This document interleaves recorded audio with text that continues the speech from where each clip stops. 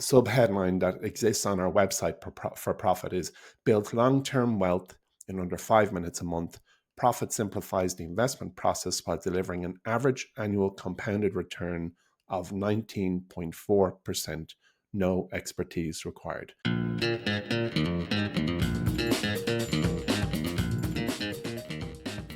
Emmet, how are we getting on? Howdy, Mike. How are you today? I'm good. I'm good. We had a very special listener. I would say probably the most special listener right into Yeah. us after our podcast last week. So Todd from Kentucky is the unicorn who has listened to all 250 episodes of Stock Club. I think we need to. Unbelievable. I think we need to send him out an award or like a T-shirt or something. Well, that's true. We do. I wrote to him there yesterday when he sent in that note. I just couldn't believe anyone other than us had listened to every single episode. So Todd from Kentucky, thank you so much. That was we were delighted to find somebody had silently edited everything we ever said. Do you think he's listening to the podcast so much his internal monologue sounds like you?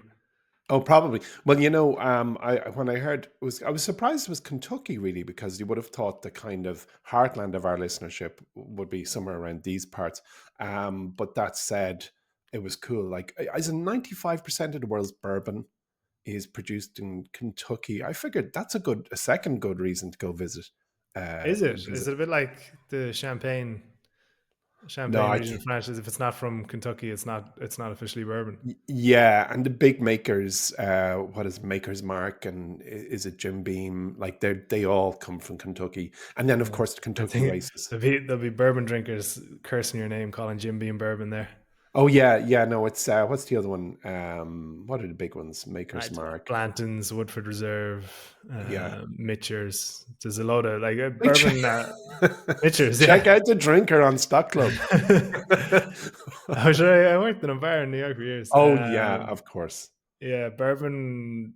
There wouldn't be huge producers as maybe Maker's Mark. I'm trying to think. Bullet Bourbon and Maker's Mark, I think, are the big Mm, ones.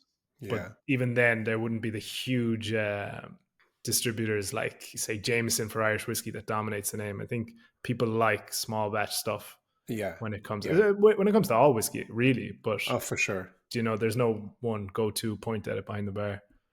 And apart from being the home of Todd and bourbon, it's also the home of is it, they say the best 2 minutes of sport in the world, the Kentucky The Derby. Kentucky Derby. There's some expression where it's like the funnest 2 minutes of sport in the That's world. funny. Yeah. Do you know Um, what? It's not home to anymore. Kentucky Fried Chicken. That's the Kentucky last Fried thing. Chicken. Is it not? No.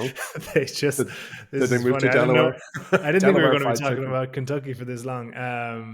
I just saw they moved their HQ out of Kentucky True.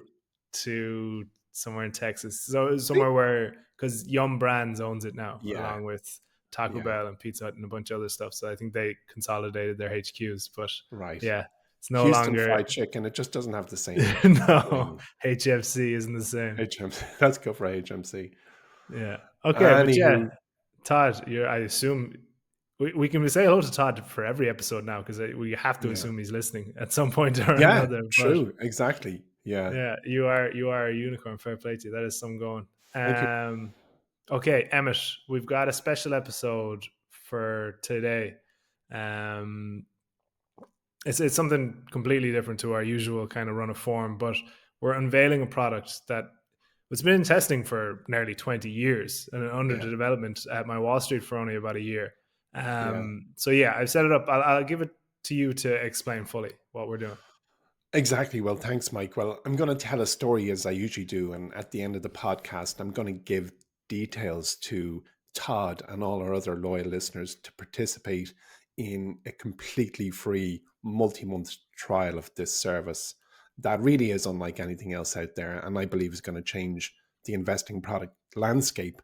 But I'll rewind a little bit to last summer when, as you said, something changed within MyWallSt, but actually the change began inside my head a little bit before that because That's the sequence of events usually. Emmet's head to MyWallSt to Stock Club. Eventually it gets down to Todd. Well, this is true exactly. At the end of the production line, Todd sits with a stamp and then just stamps the approval on it.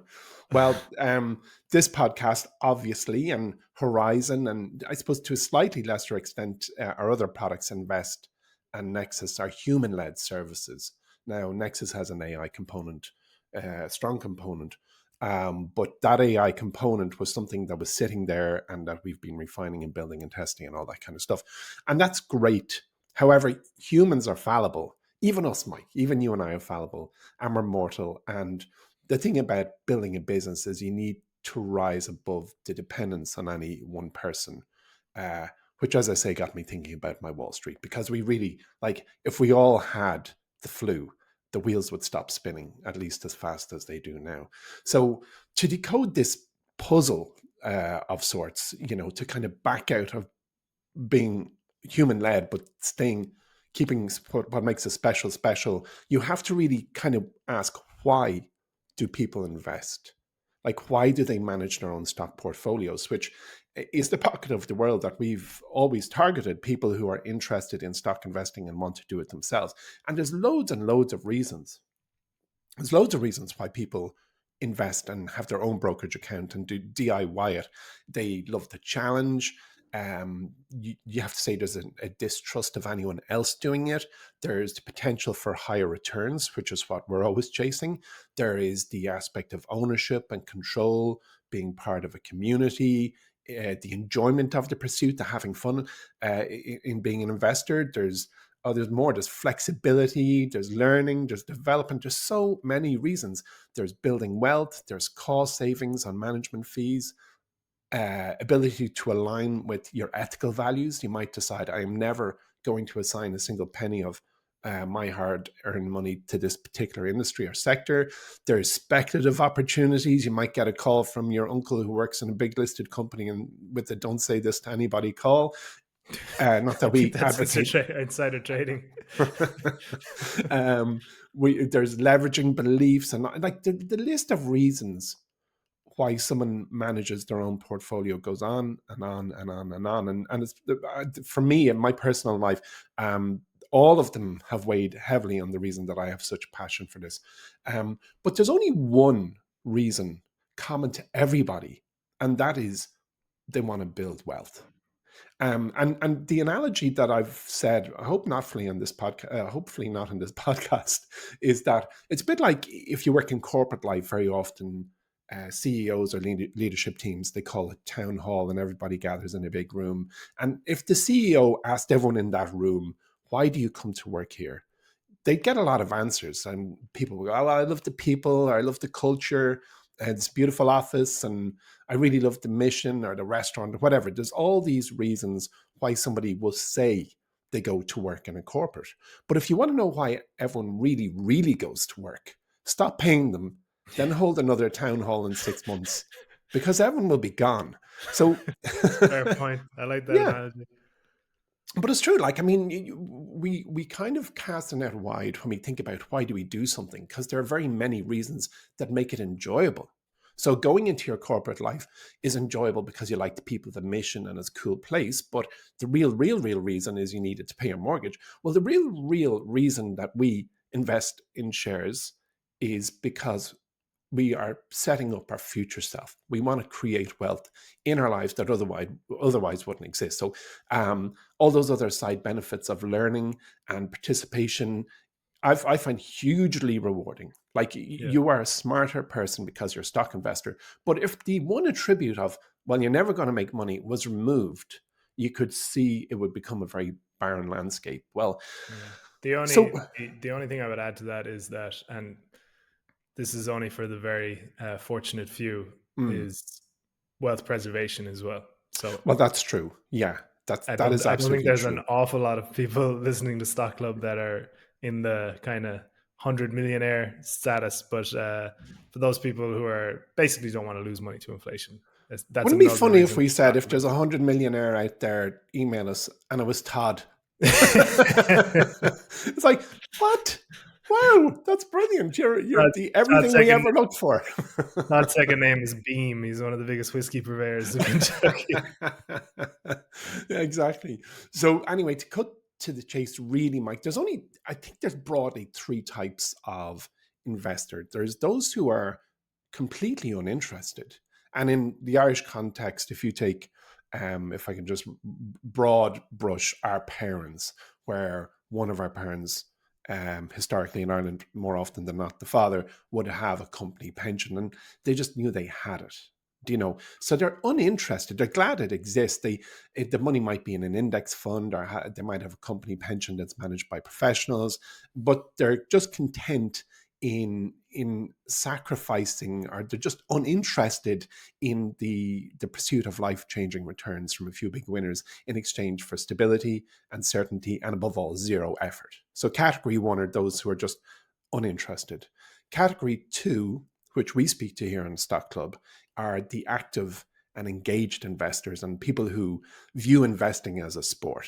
And they enjoy learning about businesses and trends and industries and disruptors, and who will listen to 250 episodes of a podcast about it because it's interesting to them.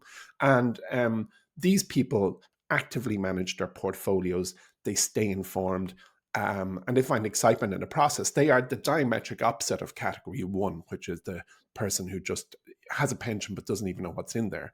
Then there's this middle ground, which is a very often unaddressed middle ground, which is people who are control orientated, but in large part unconcerned. And what I mean by that is these investors want control over the money, but don't care too much whether investing in a maker of ship anchors or AI powered teddy bears once that asset grows in value. So they Yeah. prefer the slightly hands off approach, but still want a degree of oversight and control. And it's this last group that has really been ignored. So I ran what I think was an inconspicuous poll on X last summer. It was ran on the 5th of July.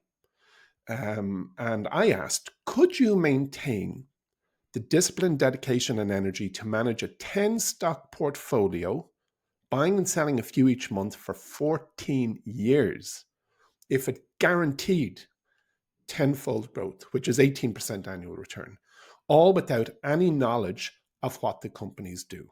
So I ran this poll to, albeit a biased audience, because if someone follows me on Twitter by association, I presume they at least are aware of what I do. But 70% of respondents, over 70%, said, yep, no problem. They could just blindly follow a to-do list for 10 years if it guaranteed, sorry, I mean to say 14 years if it guaranteed a tenfold return. And this tweet was really quite telling about what we were designing behind the scenes here at MyWallSt. Okay, so I know what it's called and what happens next, but for our listeners, first of all, what's it called, and then kind of get into the details of what it does. What is the Well, yeah. service? So the product. So I've had some hit and misses over the years with naming stuff, but I do enjoy the process. Like I do. I'm very content with the business name MyWallSt, but we had a few incarnations before that just weren't What, on the money. you may as well tell people what you wanted to Well, call my I Wall Street started a first. personal blog called Bull Sense, which was bull market making sense of bull sense. And then, oh God, I can't even say the next one. See, okay, I have to explain, Your Honor. So I was thinking of, at the time when John and I sat down, we thought, well, you know what we'll do? We'll build a business that allows people round up their cash to the nearest dollar, and like a mini fund, they could invest in a fund. So, and then, popsicle and icicle are like kind of like our treats. They're small, they're seen as something trivial. So I came up with the name Fundicle, but when I look at it now, actually I can feel my face go red. It's that bad. Sounds But like because I was so a caught up in growth or a disease or something. the I've got a fundicle on the back of my. That's what I mean. That's what hey, look, I opened by saying I've had some hit and misses and I'm happy with MyWallSt. But I was so caught up in the evolution of that name and the thinking behind it that I failed to step back and look at it and go, oh, no, that sounds like a cream that you apply to your skin. No. So anyway, awful, terrible stuff. Then we went with Ruby Coin, which wasn't great because, well, it preceded the crypto rush, or crypto gold rush. So the name coin was not synonymous with anything. And it was a derivative of the Rubik's Cube, where investing for your life was like. So that was there. But anyway, thank you for allowing me to go through that little walk through the history of naming. I But could this not product, tell well, this product's called Prophet, Prophet, which after playing around with a lot of names was where we landed. And in it, we have created something that is totally different and we expect to be extremely disruptive. In fact, we looked at it, we built it and thought, should we just sell this to a hedge fund? But what we do here is we build products for people to advance their personal situation, and we hope for everyone who sticks with the path to create wealth that otherwise would not have existed in their life. And taking what we've done with Profit and flogging it to a hedge fund, it just didn't feel right to us, as you know. And what we're how we're describing Profit is it's the 5-minute wealth formula, and the sub headline that exists on our website for Profit is build long-term wealth in under 5 minutes a month. Profit simplifies the investment process while delivering an average annual compounded return of 19.4%, no expertise required. So I think it's probably worthwhile me backing up and describing the creation, because really I think that's the interesting bit. Whatever about the name of the story and talking about the opportunity, the evolution of this has had a lot of thinking. I could argue my whole kind of business life's thinking has gone into this product because it is so different. So whether you like it or not, I'm going to tell you what happened here. So we might have discussed in the past the blue ocean strategy, and regular listeners, who knows exactly what I'm on about, because I it's a wonderful book. It's a wonderful strategic framework where you can look at a product, or rather you can look at a competitive landscape and see that there's these businesses just fighting it out in the same old way, like hotels for the most part always acted in the same way for years and years and years, and then came along Citizen M and inverted everything about the traditional hotel model. Or the really tired example that I know I've said in this podcast, so sorry to those who feel a bit bored with this, but when Nintendo came along, they looked at PlayStation and Xbox slugging it out in a competitive duopoly that was effectively did the same product. There was a box you plugged into your television with a console that was the same shape and size, and you sat on your butt and you played a game with the same graphics, the same actors, the same sound cards, but for tiny differences that kind of computer nerds would argue about. I'm an Xbox man or I'm a PlayStation man, but Nintendo said, right, with the Wii, we invert everything. Our graphics are crap.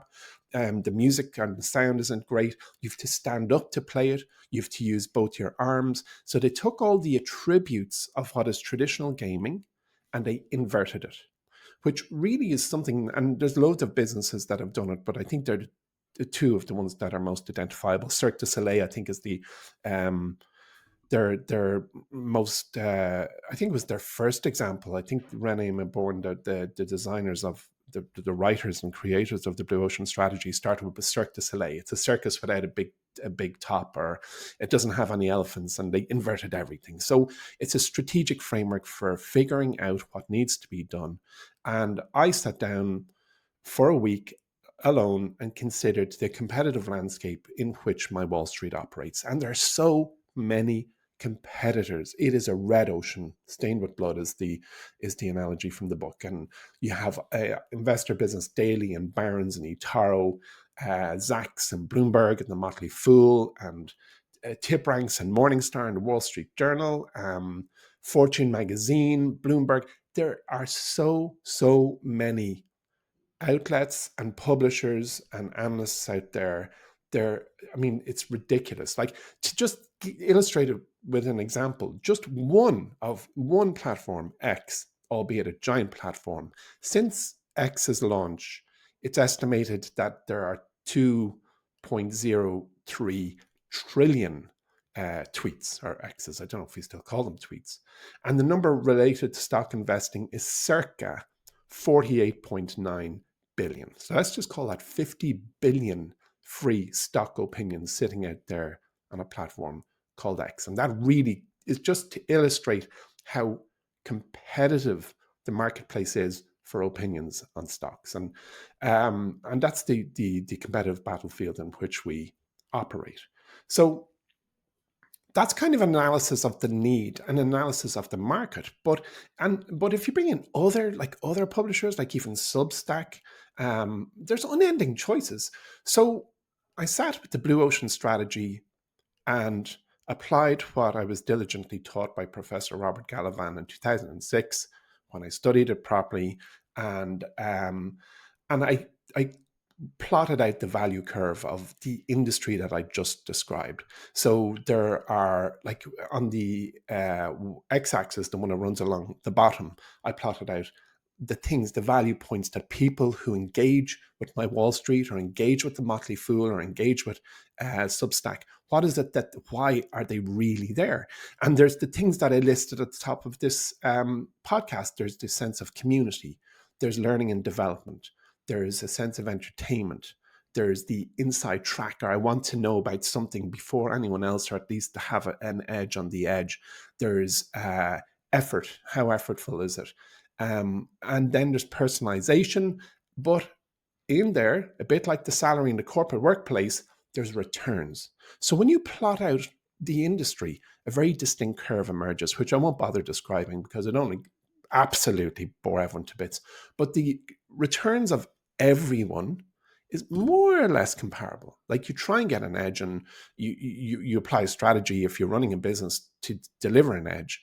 But we have a secret weapon in MyWallSt, because for almost 20 years, as you say, it's 16 years, we have known, and in recent years collaborated very, very closely with a team of investing academics in America. When I say recently, the last 5 years, we, John Tyrrell and I, and a couple of the other team members like Alejandro, we have met with these guys on many, many occasions, because they have analyzed the strategies used by the world's most successful investors, not back tested, real tested. So if you stack up all the books of the greatest investors, whether it's One Up on Wall Street, or Contrarian Investment Strategies, or Shareholder Yield, or there's so many different books, the Motley Fool Investment Guide, they all pretty much have a prescriptive way of how one should go about creating a portfolio. It's a cookbook, if you like.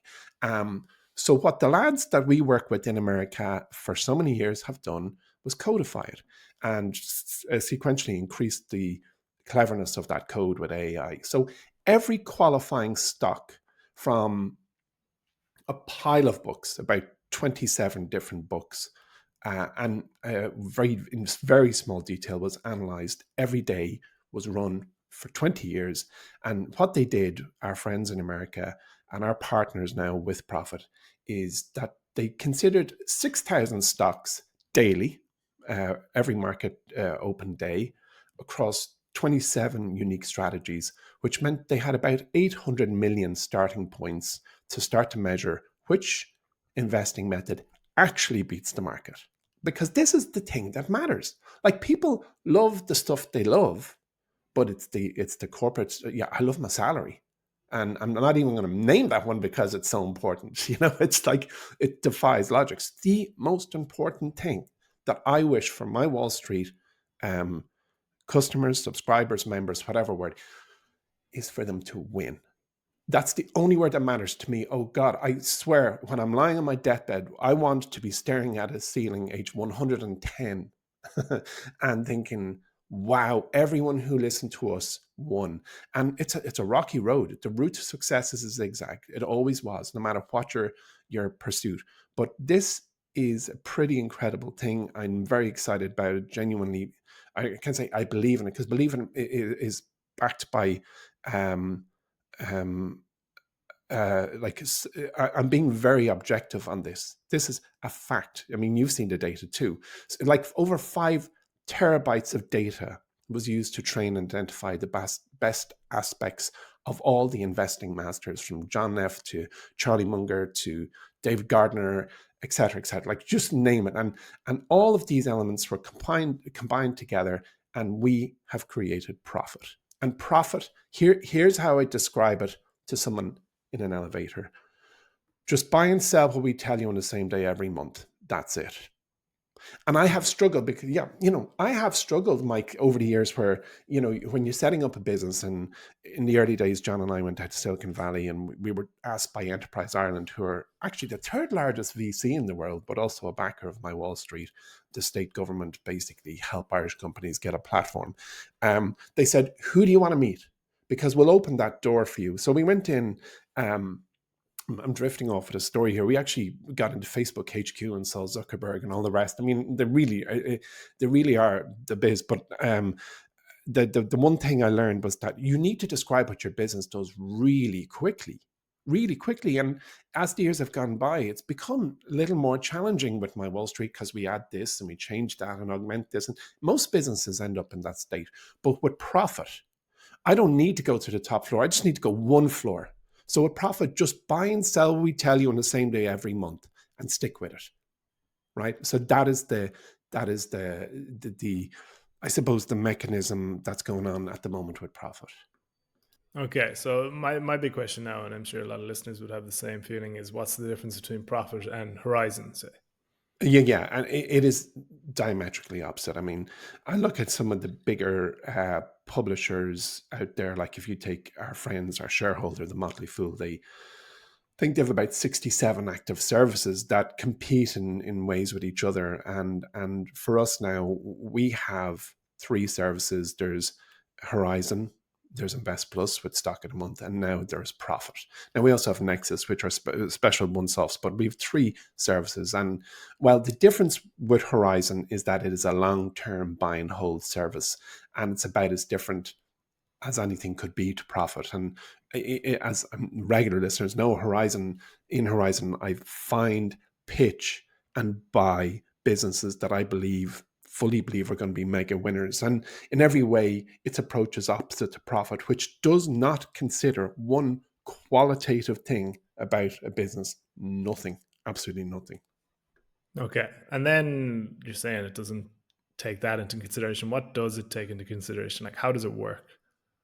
Yeah, so it is remarkably complex. So we did the whole thing about a great product is the complexity needs to be kept backstage. Like if you go to see the Book of Mormon, you sit there, they come out, they make you laugh, but backstage it must be hectic. Well, in our world, profit is it's not hectic, but it's very complex. And well, first things first, not since profit went into full deep real time testing in February 2009, where it was built month on month, not back tested. Although, by the way, back testing is fine because it should produce the precise same results as real testing, but just so happened that it was real tested from February 09.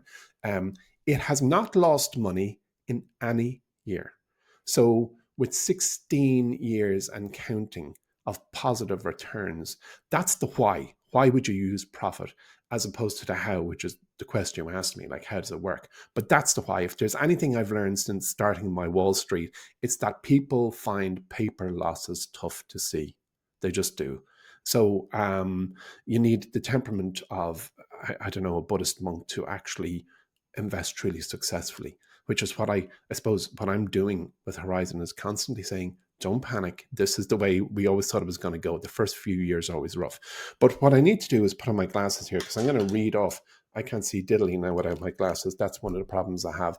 So when I look at profit, here's the annual return per year since, oh my God, what's wrong with font type? The older I get, the smaller it gets.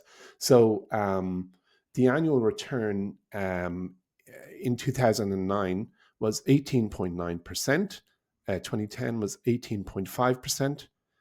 2011 was 5%. 2012, 19.5%. Then I'm just going to read across. 38.3%, 23.3%, 13.2%, just 1% in 2016, 38.7% the year after, 5.6, 24.7, 16.5, 25.4. This is such an exciting podcast, and so on, right through until now. So what I'm saying, and what that boils down to, as I mentioned, that's a 19.3% compounded annual return, which is absolutely insane. So from a user perspective, how it works for the end user, for the one sitting in the audience watching it, you arrive, you sit down, you watch the show, you leave. It's so easy. It's absurd. You buy 10 stocks at sign up, and then once a month, a few of those will be sold, and you replace them with the incomers, the new stock. So if you choose to follow suit and divide the proceeds from the sale of, let's say, the 3 that were sold, you divide it equally amongst the 3 that are coming in, and you get a text message to your phone. It's deliberately low frills, but it is very high tech. Okay. And so that's, say, how you would use it from a user's perspective. Yeah. What's going on then behind the scenes? You mentioned the kind of like behind the curtain at Book of Mormon. Like, Mm. what's the strategy, and what's the kind of maths, I suppose? Yeah, well, mathematically, it is very complex, and as I said, for users, it's designed to be a cinch. And what Profit does is it looks at both price momentum and fundamental momentum to identify high potential stocks. So, unlike traditional momentum investing, which focuses solely on price trends, it does a fully comprehensive analysis of the market. It analyzes fundamental strength, and it uses 7 key financial metrics, which you and I hammered to death and brought into Nexus when we were developing the Nexus algorithm. So it's a power up from that. But it uses 7 key financial metrics such as earning growth, return on equity, cash operating profitability, and then it only selects stocks that rank in the top 20% for both price and fundamental momentum, which improves results while reducing risk, because that's what we want. And I can remember every letter of complaint, personal and impersonal and body blow that MyWallSt has ever had about products, and I have a very good read on the importance of risk reduction, because people might go, yeah, I'm into for this for 15, 20 years, but if they're down 40% 8 months later, they want to burn you. So the base algorithm for Profit was developed by one of the greatest financial mathematical minds in the world, and our application of the method through Profit has been rigorously tested and refined in every type of market. So that's, I suppose, my best shot at explaining what's happening behind the scenes without starting to read out sigmas and third order nonlinear differential equations, which really gave me a spark of pleasure, because it's so many years since I had to actually work on those things. Okay. Okay. Well, it sounds amazing, and like obviously, I'm involved with the process and I've seen it work, and it does deliver on what we've been saying. So, 19.3% returns on average per year, no losing years on the record since 2009. What's the deal now? What do we do as a listener, as a potential customer, as a user? Well, if you're already a premium customer of ours over the last few months, kind of just starting around Christmas time, we started to outreach to our most valuable and long-standing customers and said, "Would you like to try Profit for 3 months free of charge?" And what we're going to do now is roll out something special to our loyal listeners before we go to market, go above the line, as they say in marketing. 3 months free, no contract, cancel anytime, whatever all the mobile phone operators say. Like, this is truly a proper free trial. You can test it for a quarter of a year. We've had our stealth launch, and really, truly, I think as a team, we believe this is a breakthrough in retail investing. So what our listeners need to do, if they're interested and would like to do that, is go to our website, useprofit.com. That's USEPROPHET.com, and click on the Join Now button, and we'll onboard you immediately, and you'll get 3 free months. And as soon as this podcast goes live, which is tomorrow for you and me, Mike, not for our listeners, that would be a time warp. I'll tweet the real returns, the not back tested, the real returns. And so if you want to see it when you listen to this podcast, go over to my X account, which is Emmet L Savage, at Emmet L Savage, and you'll see the graph of the real time returns of the method that Profit uses.